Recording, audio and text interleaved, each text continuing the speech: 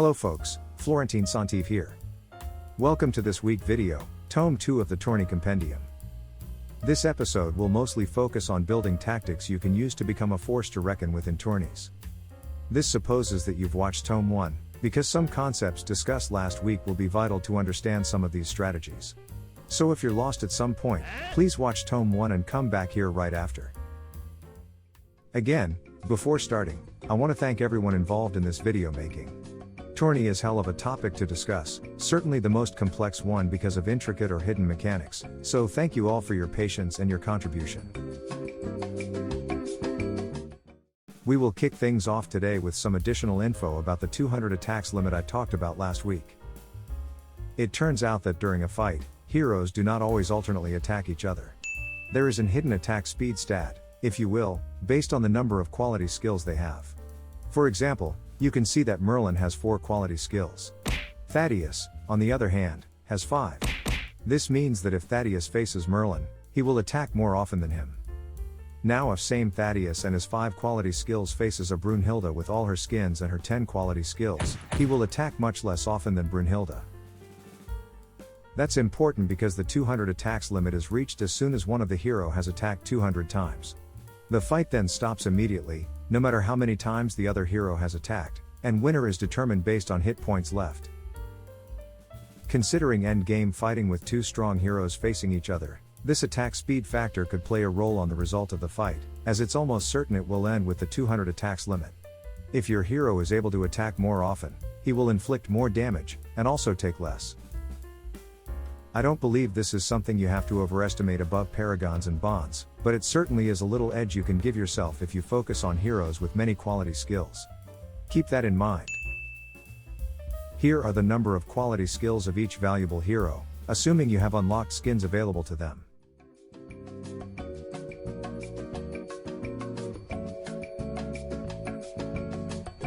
Adira and her 13 quality skills is certainly the best reasonable option for everyone to get, especially with that extra maiden bond and solid paragons overall.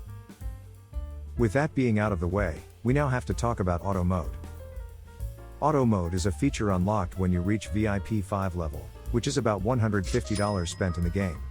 While this is a lot of money, this is probably the best tool you will unlock in the entire game. It will help you save a lot of time and score many points a lot easier on local and cross-server challenges. It also is valuable every day as your daily tourney routine can be done very quickly.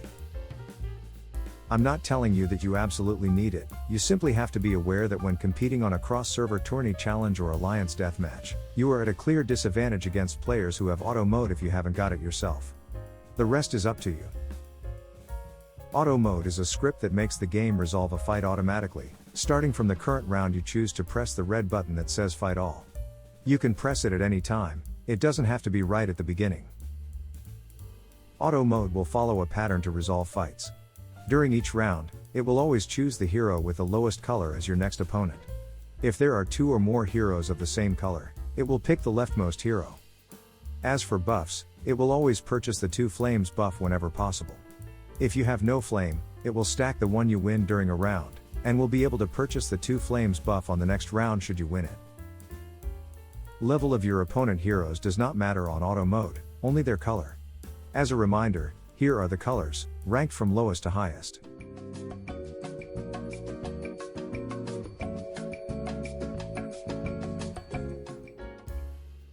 For example, if during a round auto mode steps on 2 purple heroes and 1 blue hero, it will always pick the blue one to fight.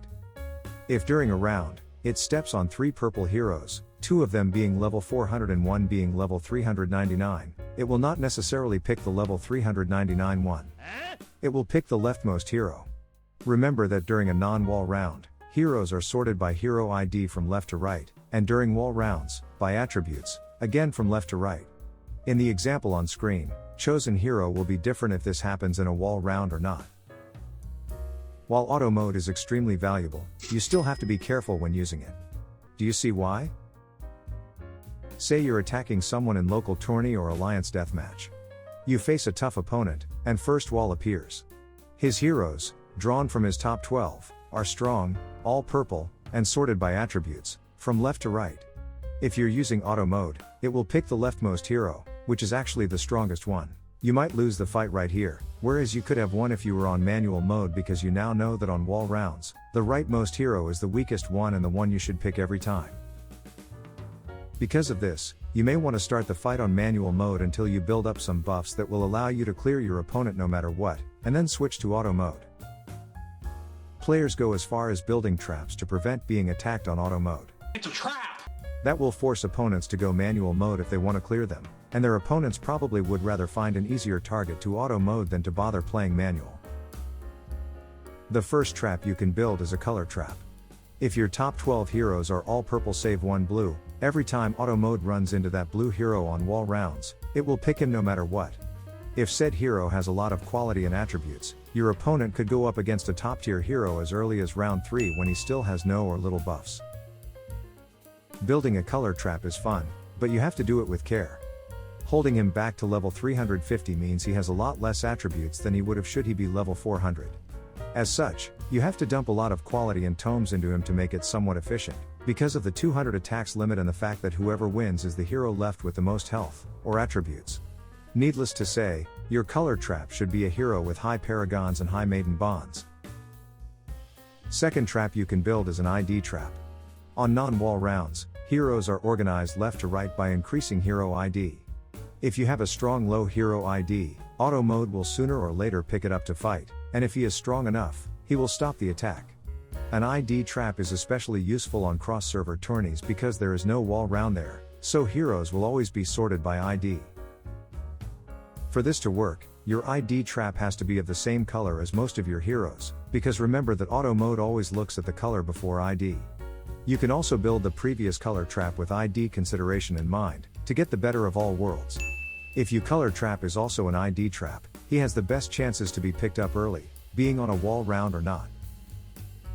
When you look at heroes' ID, you can see that heroes with the lowest IDs are also the weakest. They all come from the main quest and as such have low potential to be an efficient trap, unless you sacrifice a ton of resources. Yes, you can build a freakishly strong level 350 Sir Oliver with Marianne as a queen to have max maiden bonding, but are the resources spent for that worth it? The lowest ID heroic maiden is Brunhilde, making her a prime choice should you build a trap hero. With all the skins she got, she can be pushed really hard, even on level 350. Other good trap choices can be Percival thanks to his new skin, or old heroic maiden that got additional skins like Diana or Elise. With all that being said, remember that a trap asks for a lot of sacrifices, and is a defensive option that might not be needed at all. Instead, you can focus to build a strong wall and have better results overall. In addition, an opponent who is mapping you will fall into your trap once, but will be aware of it for the next times he attacks you and will avoid it easily, as long as he goes for manual mode. So I would not suggest building a trap, but know that those traps exist and you might face opponents that have chosen this route.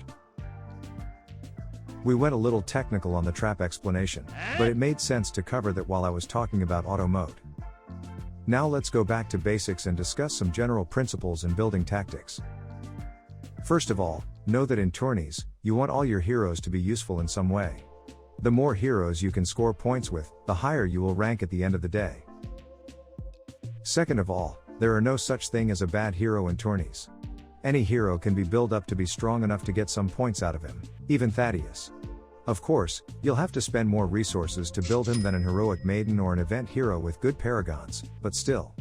As far as tourney is concerned, you can't let half your heroes out of it, because you'll never be able to score enough points to be competitive against others. But this doesn't mean you should have as many heroes as possible. Yes, more heroes means more chances to attack and score points. But for that to happen, you need to build them first. Do you have enough resources to make all of them worth something? Having a ton of heroes asks you to spread out your resources, your quality and your attributes. In addition, having a high hero count makes you a tempting target for opponents, since everybody score points based on the number of heroes they defeat. Yes. So how do we approach tourney strategy? A good starting point is to balance offense versus defense, and see how that could help us deducing a path to follow. In my opinion, defense is often overestimated. That's why I don't necessarily recommend to build traps, for example. After all, tourney events and challenges ask you to score points, meaning offensive is the way to go. What's more, if you correctly build up your lineup, you won't have to worry about defense. Your best defense is other players that built poorly, because they will get focused instead of you. If you currently are the one that gets targeted, well, it's time to tighten up and work on improving your lineup. It may take a little time, but it's never desperate. I will take my own experience as an example and show you how I went from being a prime target for others to a decent opponent. But before that, let's quickly define two key notions regarding your lineup. As said before, local tourney and alliance deathmatch have wall rounds every 3 rounds. As such, your top 12 heroes, sorted by attributes, are called your wall. If your top 12 heroes are strong enough, it will be your prime and only defense on local and alliance deathmatch competitions. You want your wall to stop most, if not all, heroes that opponents throw at you as early as round 3, when they have little to no buffs. On the other hand, we will call your other heroes baseline heroes. They are obviously weaker than your wall, and you usually have way more than 12 of them. If your baseline is very weak, say you didn't work on them at all, no one is ever going to lose to these heroes, giving your opponents free points but also free buffs to be more competitive against your wall. On cross-server tourney challenge, remember that there are no wall rounds, and it is very likely that your baseline is formed by heroes from the main quest with low hero ID numbers. That means there is a good chance they will be on the leftmost part of the screen, which can be disastrous against a player with auto mode. This is why you can't fully neglect your baseline. Basically, on defense you want it strong enough to stop attacks from your opponent's own baseline, and to defeat some weaker players to score more points on offense. You may also have some heroes in between your top 12 and pure baseline.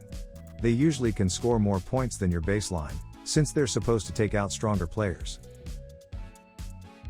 When I started the game a couple months ago, I made many mistakes regarding my lineup because I didn't know what I was doing back then, unlocking too many heroes too early and never focusing on the one I summoned but rather on how to unlock new ones. As a result, at some point my kingdom power was around 150 millions with more than 60 heroes, all pretty weak with no paragons. This is the worst position to be in regarding tourneys. This lineup opened me up for being a juicy farm. Yes. I'm pretty sure most of us end up in this situation the first time they play, so if you're right where I was, how do you fix it? The first and mandatory step is to stop the bleeding. You can't afford to recruit any more heroes for a while. You'll have to work with what you have. Maybe you can summon 1 or 2 more if you know for sure they will be part of the wall you're going to have to build, but that's the only exception. Next, you want to choose 12 to 14 heroes of your lineup, and commit to them. They will form your wall, so choose them carefully. We need to build a wall. You need heroes with paragon potential, and hopefully a maiden. This could be your best heroic maidens and a couple of event heroes, assuming you have started working on their paragons already. In an ideal world, you would pick 3 fortune heroes, 3 inspiration, 3 military and 3 provision, but work with what you have. A good all-around hero like Brunhilde could substitute any of those. Round table and legendary heroes, despite the lack of maiden, are fairly easy to build, so you can pick 1 or 2 as well if you have no better options. Once your mind is set on those heroes, build them. Feed them quality manuscripts, buy tokens for their paragons whenever possible, raise their maiden charm, do everything you can to make them strong. This will take a little while, but building your wall that way will give the best kingdom power boost possible. Raising it without summoning new heroes will make you less and less attractive when opponents compare your KP to your number of heroes. If you're still early in the game, leverage your hero's rank. That is, avoid making a hero purple if most of your other heroes are orange still. Instead, push your wall to blue and level 350, and everybody else to green. You might even consider leaving everybody to green, wall included, to be a little more resistant against auto mode in cross-server tourney, but this is a sacrifice of kingdom power I don't see as worth it. After all, cross-server tourney only happens every 4 weeks for 2 days, don't smother your kingdom power surge for just those 2 days. Set up a quality goal for your wall, for example 500 or 1000 depending on how far you are into the game, and stick to it. Once it's done, it's time to work on your baseline. Again, start low with, for example, 100 quality for everybody, then raise the stakes to 150, 200 and so on. As your baseline grows, you will be able to hit weaker targets with it, and you're basically back on the right track. Your baseline will probably be tough enough in cross-server to discourage most players from attacking you with their own baseline. From there, it's a perpetual balance between raising either your wall or your baseline. You want your wall to be strong enough to break other walls, and your baseline to easily farm weaker targets. Here is where I am as of today, after roughly 10 months of playing. I'm currently working on my wall to raise it to 2500 quality, with a baseline around 400. When that's done, I'll probably shift to baseline again to put it to 500 quality, then wall to 3000 and so on. Notice that I have 2 stronger heroes than the rest of my wall. This is because I want at least one hero strong enough to break any wall if I need to fully map someone who has a higher kingdom power than me. More on that on part 3 of the series, as I have to end this one because it's becoming pretty long already. I hope you enjoyed watching this episode, and if you have any questions, feel free to ask in the comments section or on Discord. I hopefully will see you around in episode 3, and until then, take care of yourself. Bye bye.